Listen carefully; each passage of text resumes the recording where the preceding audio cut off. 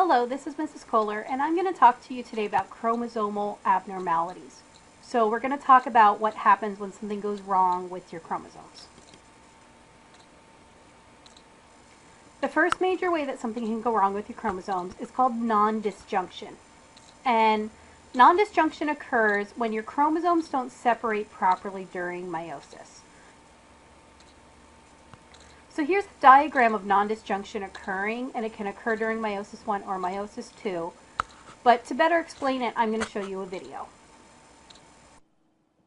Hello, in the prezi that we were just doing, I talked about nondisjunction. So what I'm going to do now is I'm actually going to use 3 imaginary cells and show you what actually happens during a normal cell and what would happen during nondisjunction when the chromosomes don't separate properly, so that you can see what it does to the final egg or sperm. These green X's here would symbolize the chromosomes in a normal cell. So this is what would happen during normal cell division. So we have 2 sets of chromosomes, 2 tetrads. So what would happen normally during meiosis is this set would separate and this set would separate, and that's meiosis 1. And then they would go ahead and they would separate a second time. So when they separate a second time, you end up with 1 of each chromosome in each new cell and 1 of each chromosome in each new cell. So you end up with 4 new cells, each one that has 2 chromosomes. So this is normal cell division. Now, sometimes what happens is during the first part of meiosis, one of these tetrads doesn't separate properly. So in this case, what you would end up happening is these would separate normally, but for one reason or another, these would stay stuck together. And then when they go through the second round of division, what you end up happening is you end up with 2 cells that have 1 less chromosome than normal and 2 cells that have 1 more chromosome than normal. So this is what's called a monosomy because it only has 1. This is called a trisomy because it has 3. Now the last thing that can happen is that during the second phase of meiosis, these could fail to separate properly. So in the first phase of meiosis, they act as normal, they do what they're supposed to do. And then this one's going to complete it normally so that you get 1 of each chromosome in the final cell. But in this one, it's not going to separate properly in the second stage. So what you end up with is 2 normal sperm or eggs, and then 1 sperm or egg that has 1 too many chromosomes, and 1 sperm or egg that has 1 too few chromosomes. Okay, so you just finished watching my pipe cleaner demonstration of nondisjunction in meiosis 1 and meiosis 2. So as you can see, what it causes sometimes is for some gametes to have more chromosomes than normal, and sometimes it causes gametes to have less chromosomes than normal. And then there are certain disorders that happen when this occurs. The majority of the time, the person doesn't survive. The majority of the time, the mother's body aborts the baby before they're even born when something like this happens. But there are a few cases where the person can still survive. We'll start with Down syndrome, and it's probably one that you're familiar with. Most people have met a person that has Down syndrome. Down syndrome is called trisomy 21, and the tri part means 3, and the 21 refers to the number of the chromosome. So people with trisomy 21 have an extra copy of chromosome 21.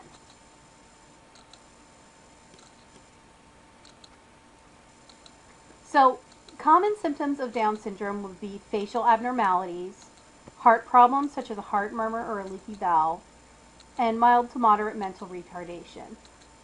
Sometimes it's severe enough that they have to live with their parents their whole lives, but sometimes they can live on their own, hold down jobs. So here's a little girl with Down syndrome.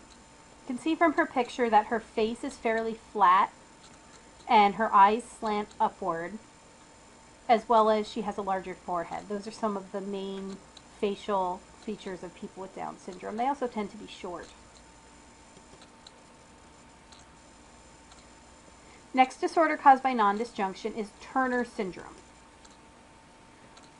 If you have Turner syndrome, you are a female, but instead of the normal 2 X chromosomes, you only have 1. So if you look at this karyotype, here's that they have all normal pairs of chromosomes, but this individual has 1 X chromosome.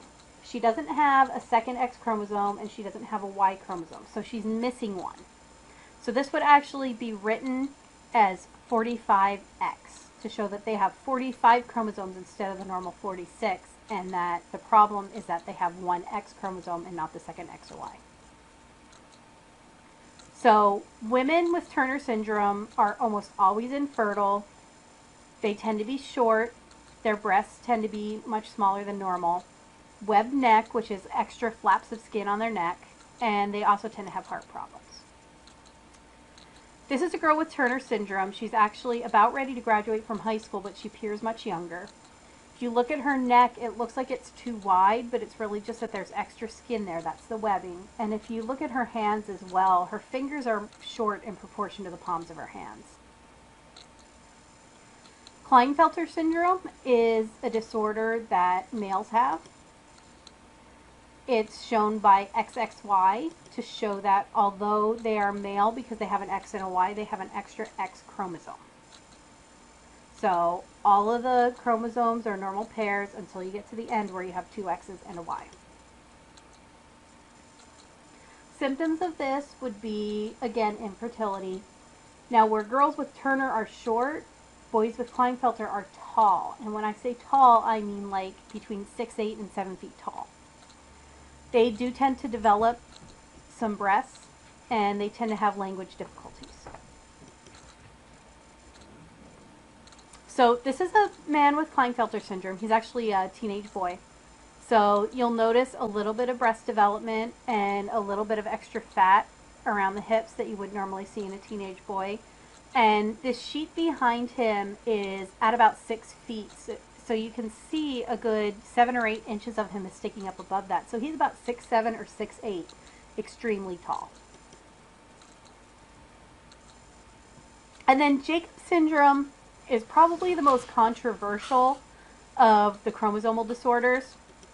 It's symbolized by XYY. Men that have Jacob syndrome have 1 extra Y chromosome. And there's disagreement as to whether this is actually a disorder or not. The reason being that the majority of men that have this are normal males. The problem that comes in with this is having the extra Y chromosome. The theory is that these males produce more testosterone than normal. And testosterone can trigger learning disabilities such as ADHD and dyslexia. And it can also trigger higher than normal levels of aggression.